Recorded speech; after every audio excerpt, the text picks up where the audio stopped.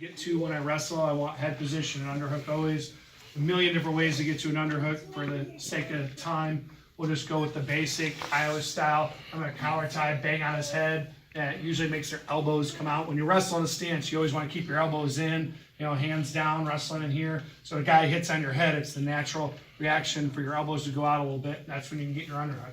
So if I'm wrestling, I come in and get a good collar tie to the elbows. I'm digging the underhook and I'm circling to that side, and I want to get head position, okay? I want my forehead and the side of his head here, so I'm blocking all of his defense away from me, right? I'm inside his arm, blocking his head. Those are his first lines of defense. So the first one I'm going to do is what I call a Kenny Monday ankle pick. Okay, he was an Olympic champ.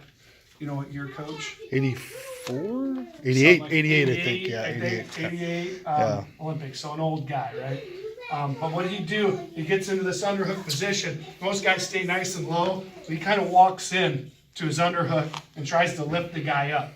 And then what I'm going to do is I'm going to get my hip in here and kind of kick his leg out. Get into a square stance for me. Just right there is good. All right. So what I'm going to do, I lift him up, get him out of his wrestling stance a little bit. I'm going to turn my hip into him right here, and I take this leg and I'm just going to kick it out. I'm going to sweep and try to block his foot right there. Then all I'm going to do is pick it.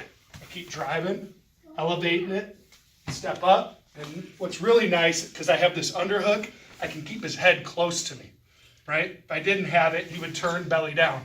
But since I have the underhook, I can keep his head close to me, lock up my cradle, and then adjust, okay? And all I need to do is run my cradle over and get the pin.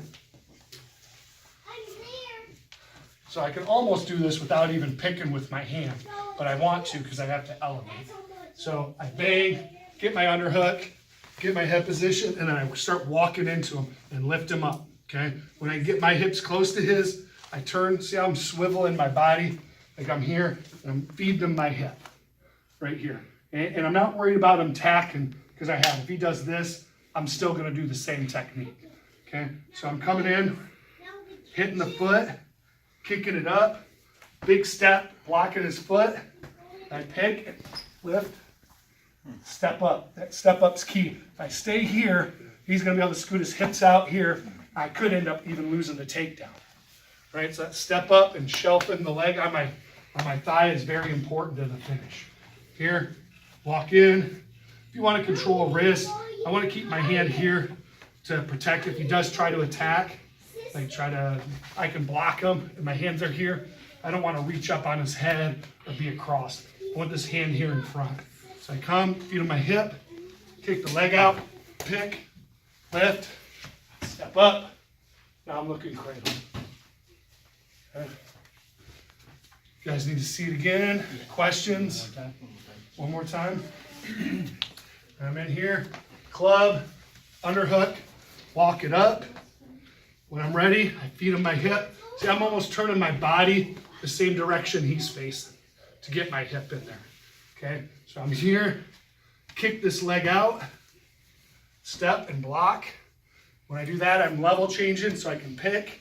I'm still driving into him, lifting, step up, cradle. Okay, let's try it. 3, 2, 1.